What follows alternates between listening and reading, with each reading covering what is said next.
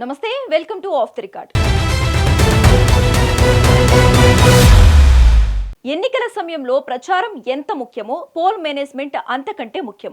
అందుకే ప్రతి ఒక్క అభ్యర్థి పోల్ మేనేజ్మెంట్ మీద పూర్తి స్థాయిలో ప్లాన్ చేస్తారు. ఇప్పుడు జూబ్లీహిల్స్ ఉప ఎన్నికల్లో కూడా కాంగ్రెస్ పార్టీ పోల్ మేనేజ్మెంట్ మీద దృష్టి సారించిందట. అయితే ఈ బాధ్యత ఎవరికి అప్పగించకుండా స్వయంగా సీఎం రేవంత్ రెడ్డి చూస్తున్నారట. ఈ బాధ్యత తనకు అత్యంత నమ్మకమైన వారికి అప్పగించినట్లు తెలుస్తోంది.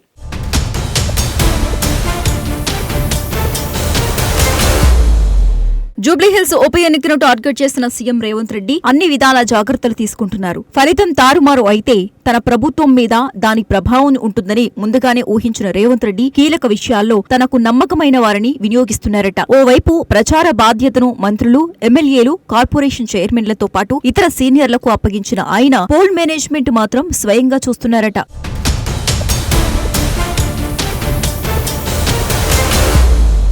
ఇక జూబ్లీహిల్స్ నియోజకవర్గంలో 127 పోలింగ్ స్టేషన్లు ఏర్పాటవుతున్నాయి.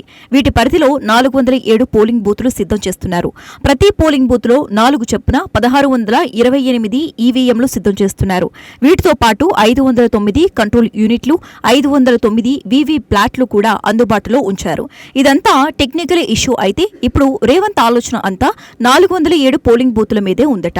ఇక్కడ పట్టు బిగిస్తేనే పాజిటివ్ రిజల్ట్ ఉంటుంది. అందుకే ఈ 407 పోలింగ్ బూతుల మీదే దృష్టి పెట్టారట రేవంత్ రెడ్డి.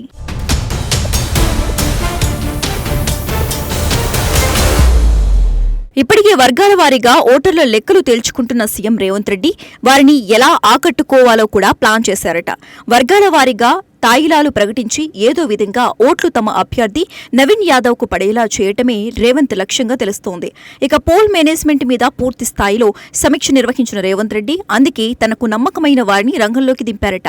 వారికి టార్గెట్ కూడా ఇచ్చినట్లు ప్రచారం జరుగుతోంది. వీరంతా నియోజకవర్గంలోని కాంగ్రెస్ మద్దతుదారులు, ఓటర్లతో పాటు కాంగ్రెస్ పార్టీ సానుభూతి పరులను గుర్తించారట.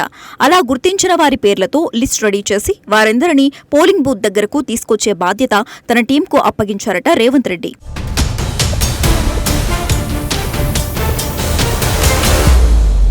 ఇందుకోసం డివిజన్ల వారీగా ఓ టీం, పోలింగ్ బూత్ వారీగా మరో టీం రెడీ చేశారట సీఎం రేవంత్ రెడ్డి. వారికి అవసరమైన అన్ని హంగులు ఏర్పాటు చేసినట్లు తెలుస్తోంది. అంతేకాదు ఈ టీం మొత్తం తన సొంత జిల్లా నుంచే సీఎం తెప్పించినట్లు తెలుస్తోంది. మరో విషయం ఏంటంటే బీఆర్ఎస్ చేస్తున్న రౌడీ అభ్యర్థి అన్న ప్రచారానికి చెక్ పెట్టే ప్రయత్నం చేశారు రేవంత్ రెడ్డి. ఏకంగా తమ అభ్యర్థి నవీన్ యాదవ్ తండ్రి చిన్న శ్రీశైలం యాదవ్ మీద బైండ్ ఓవర్ కేసు పెట్టారట. దీంతో బీఆర్ఎస్ ప్రచారానికి చెక్ పడినట్లు అయింది. ఇదే సమయంలో ప్రభుత్వ పథకాల విఫలం, పాలన వైఫల్యం, హైడ్రా అంశాల మీద జనంలో తీవ్ర చర్చ జరగకుండా కూడా చూసుకోవాలని పార్టీ శ్రేణులకు ఆదేశాలు కూడా ఇచ్చారట సీఎం.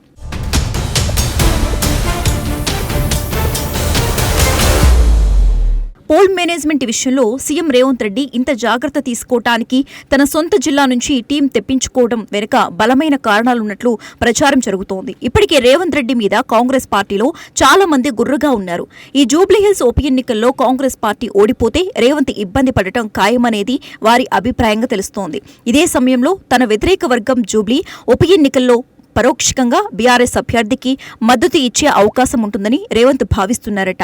అలా చేయకపోయినా కాంగ్రెస్ అభ్యర్థికి పూర్తి స్థాయిలో సపోర్ట్ ఇవ్వకుండా తప్పించుకునే అవకాశం కూడా ఉందని సీఎం ఆలోచనగా తెలుస్తోంది. ఇలాంటి పరిస్థితుల్లో పోల్ మేనేజ్మెంట్ వారికి అప్పగిస్తే ఫలితం రివర్స్ అయ్యే అవకాశం ఉంది. అందుకని తన సొంత జిల్లా నుంచి తనదైన టీం బరిలోకి దింపుతున్నట్లు ప్రచారం జరుగుతోంది.